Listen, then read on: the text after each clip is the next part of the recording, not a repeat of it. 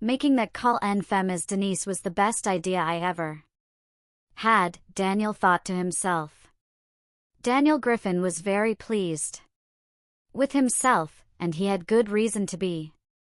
All his work to pass as Denise had paid off. The income from this one call would cover his overhead for the next 2 years.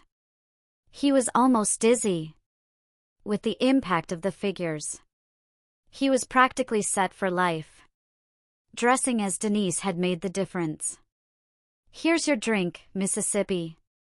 Daniel's musings were interrupted by the flight attendant.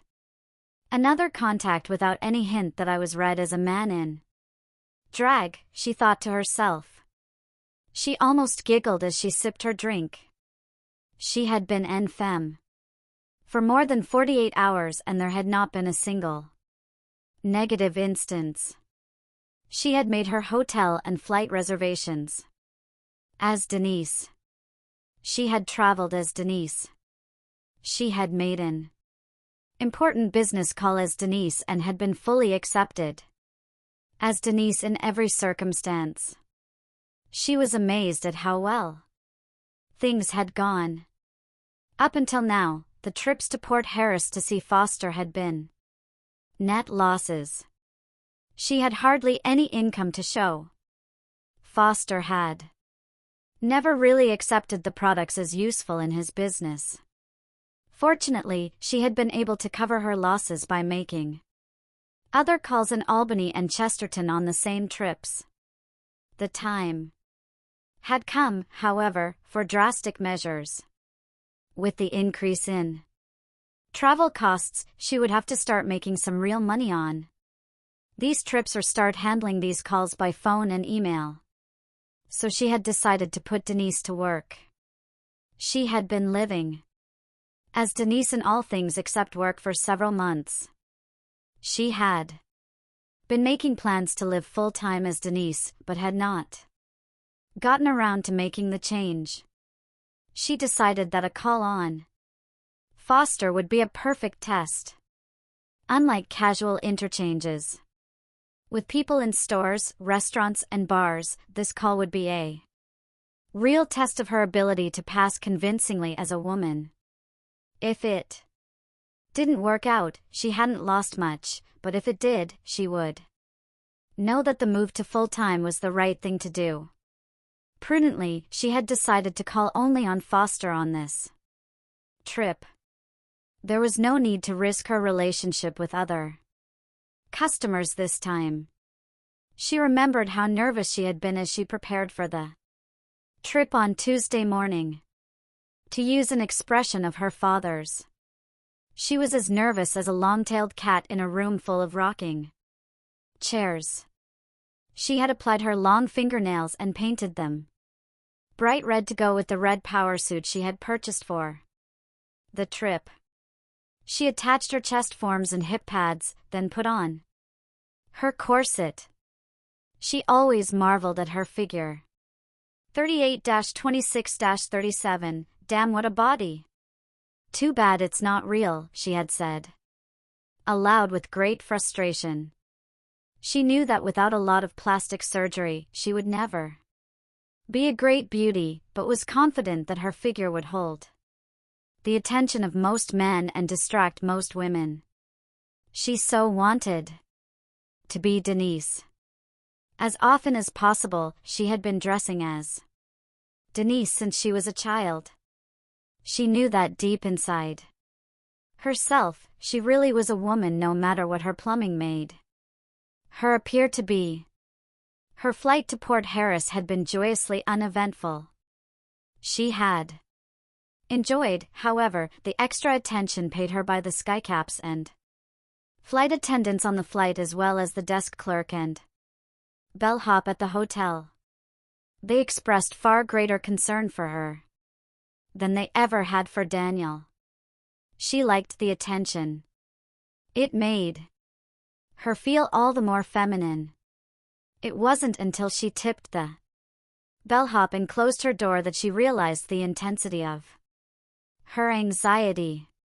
Her knees nearly buckled beneath her as she relaxed for the first time in several hours. Her previous ventures out in public, as Denise, had been casual games compared to this trip.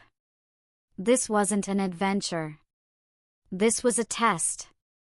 Her business life was on the line. She would be meeting with people who knew Daniel. If she were recognized, there could be devastating consequences. She was almost overwhelmed with fear that she would be exposed. She fought off the fear of exposure, chalking it up to natural anxiety and fatigue. She had planned to go out for the evening, but was too tired from the anxiety of the trip. She always enjoyed going out en femme in Port Harris.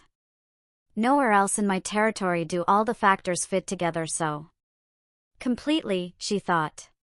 With a 24-hour taxi stand right outside the hotel, a half-dozen friendly and safe clubs and restaurants within a 2-block stretch along Concord Avenue, and several nice stores and boutiques where I can always find something to add to my wardrobe and growing jewelry collection. It really is a nice place to pass comfortably as Denise. I hate to pass up a shopping trip, but I'm just too tired. Besides, my presentation can use some more practice.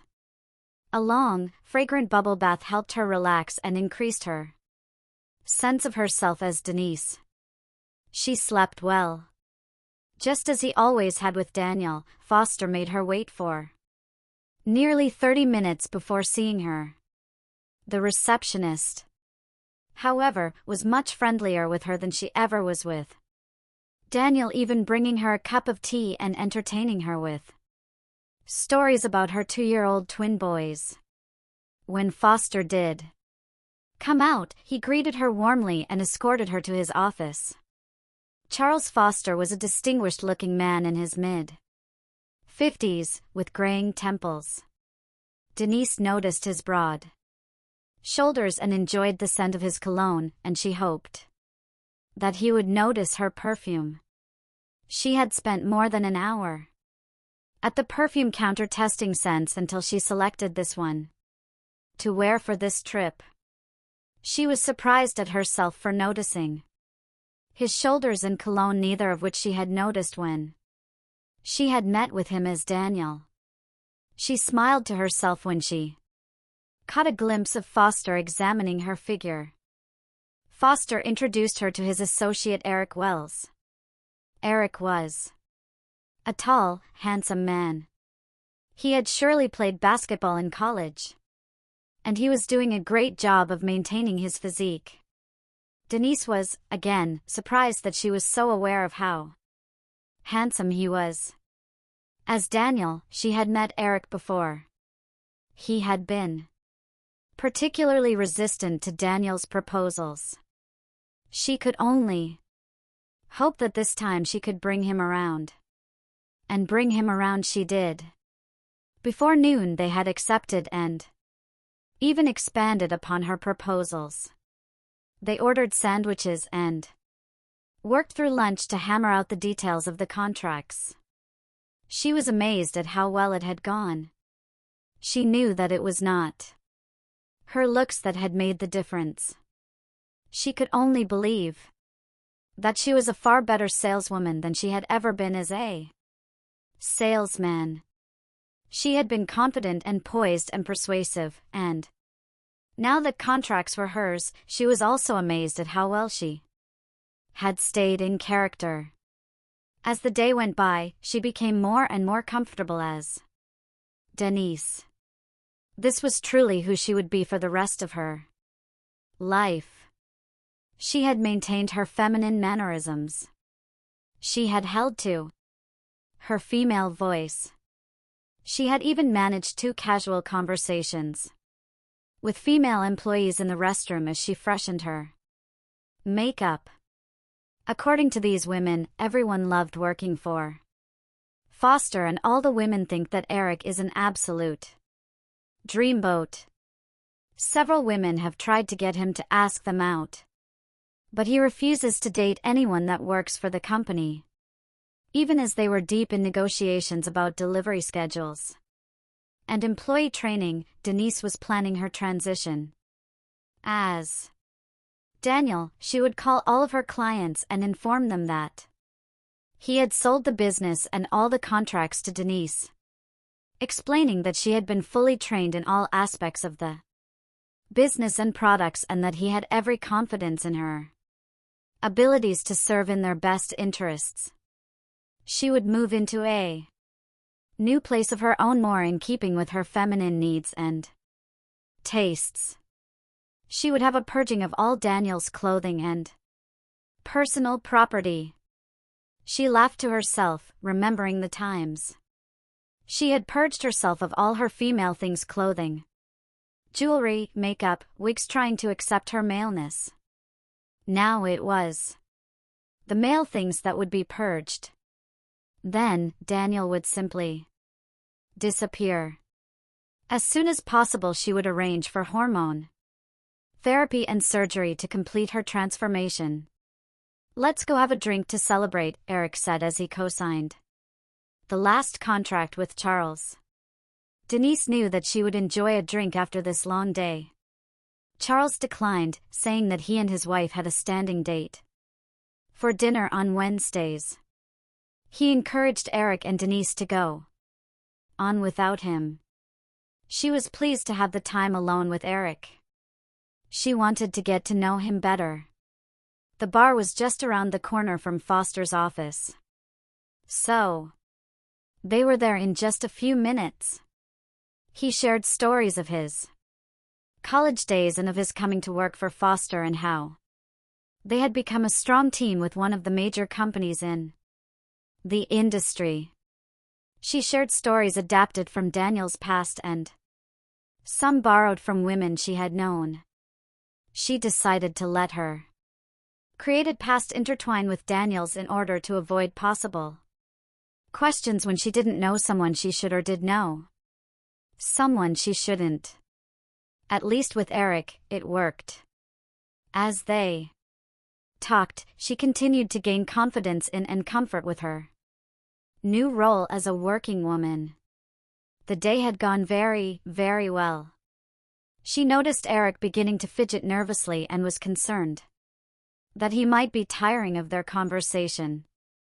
She started to gather her briefcase and purse to leave when he asked, "Will you join me for dinner?" She was stunned. This was a total surprise. Her heart pounded in her chest. Her mind began to race. He was asking her to dinner. This was a date. She had never been on a date with a man before. Could she carry it off? Could she remain in character? Could she keep her female voice working for several more hours?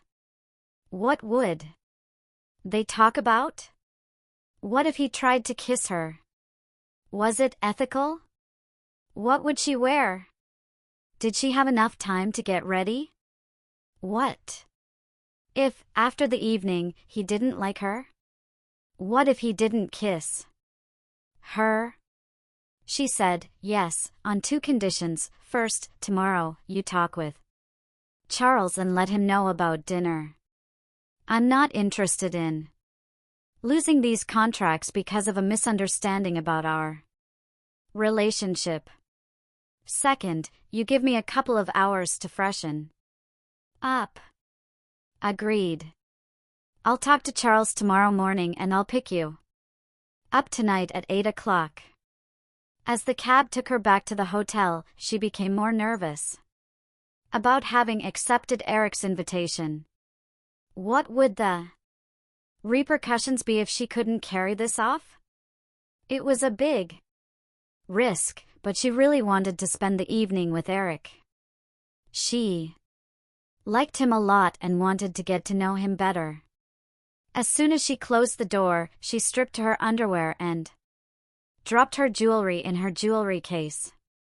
She had just 2 hours to do what usually took more than 3 and involved a lot of shaving. She would shave her face, but her chest, legs and arms would have to wait. Fortunately, she had been using a hair growth retardant that had greatly reduced the frequency of her shaving. She removed her wig and makeup and carefully shaved her face.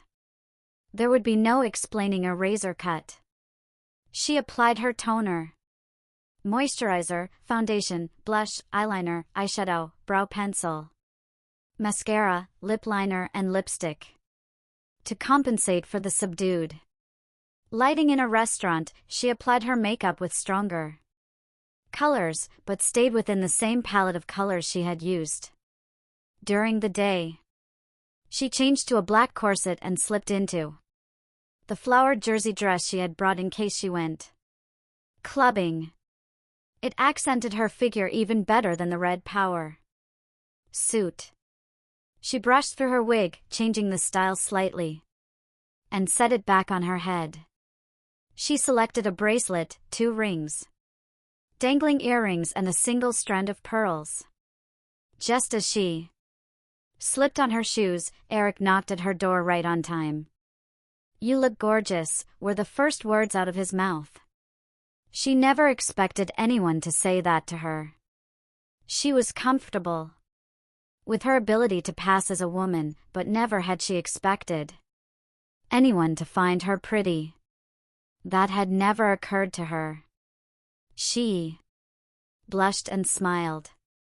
"You look pretty sharp yourself, Mr. Wells," she said as she took his arm and they headed out for dinner. It was fabulous. To be treated like a lady on a date was like nothing she had ever experienced. He held doors for her. He helped her with her sweater. He held her chair at the restaurant.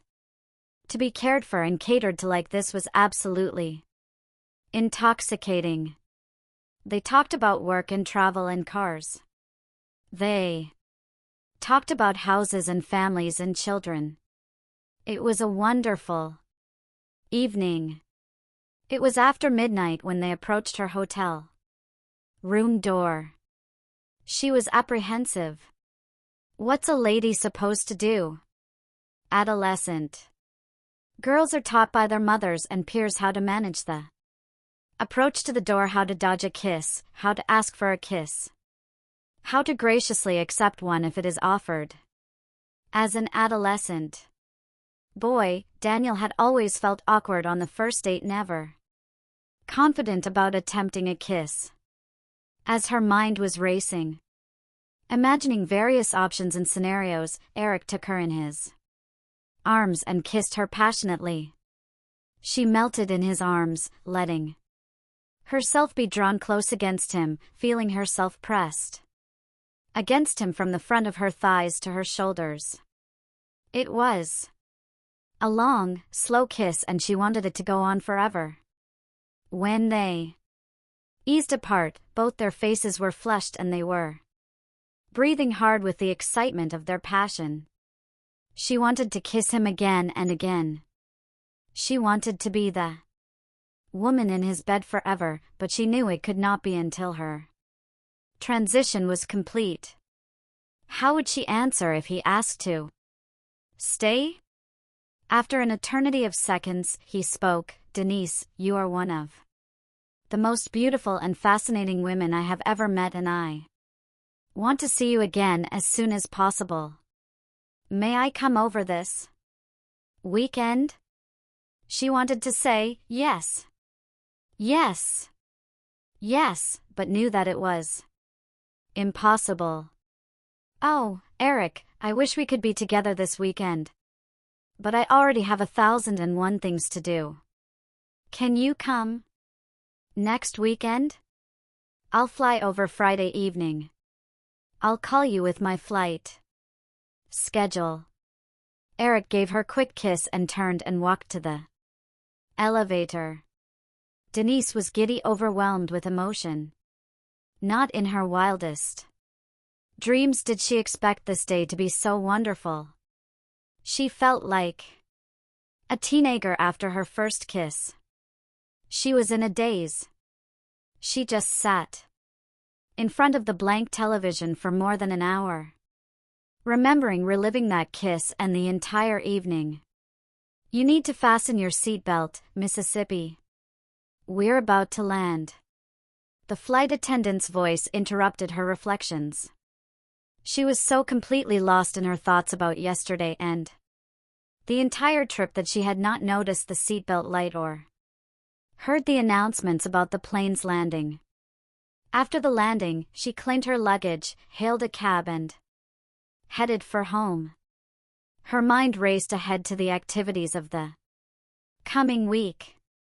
She had a lot to do in preparation for her taking over the company and for Eric's visit. Could she transform Daniel's apartment into her more feminine apartment in just 1 week, or would she have to entertain him at his hotel? Of course, making love was out of the question.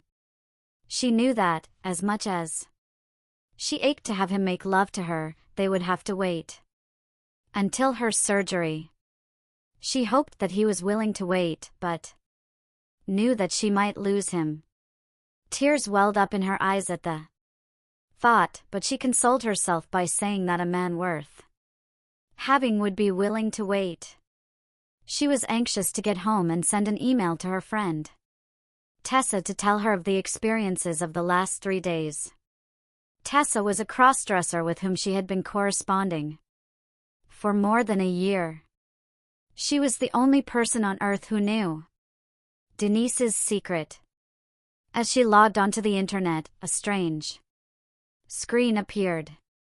On a plain blue background, large yellow letters appeared which said, "Wishes granted. Please state your wish." She had never seen such a screen before and could not imagine why it had appeared, but she decided to play along and typed into the blank on the screen, "I wish I could be the Denise that I have dreamed of being." She laughed as she hit the enter key. Suddenly, she began to feel a little dizzy. The room appeared to be spinning.